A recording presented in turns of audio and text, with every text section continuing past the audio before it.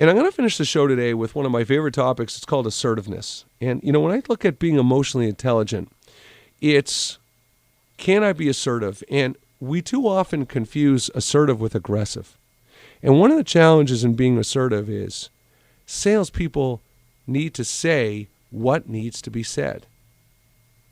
If you're concerned, am I saying this? Should I not say this? Is this going to upset them or frustrate them? Okay?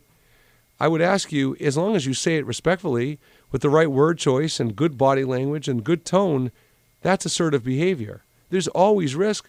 You could say things that you don't think are controversial or would even consider aggressive, and it could rub people the wrong way. You could have body language that you don't even realize rubs people the wrong way.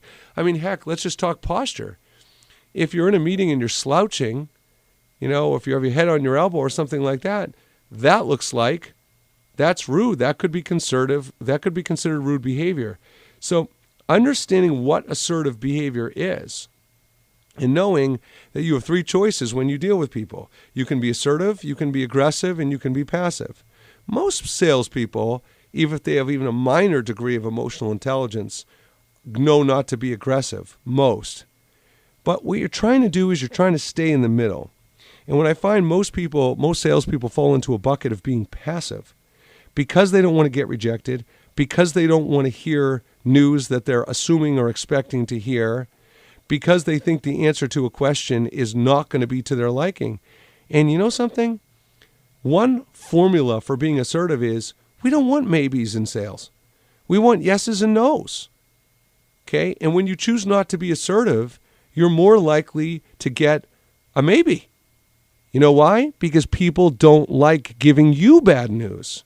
So when you struggle to be assertive and you default to being passive, it could go on for months because the person's going to string you along, not even because they're trying to be malicious or manipulative. They just don't want to give you the bad news because they don't want to hurt you. And you don't want to find out the information because you want to keep hope alive. So the issue with assertive is when you find yourself not asking certain questions, when you find yourself not specifically saying certain things, why? What's getting in the way? What are you actually worried about? And if it is rejection, if it is hearing what you don't want to hear, then that's a problem because that's going to extend your sales cycles. It's going to it's going to give you an artificial view of your pipeline.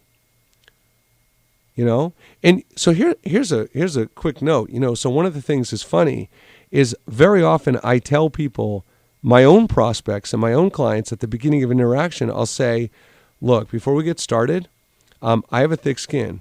And if at any point you don't think this is a good fit, please let me know. And I understand.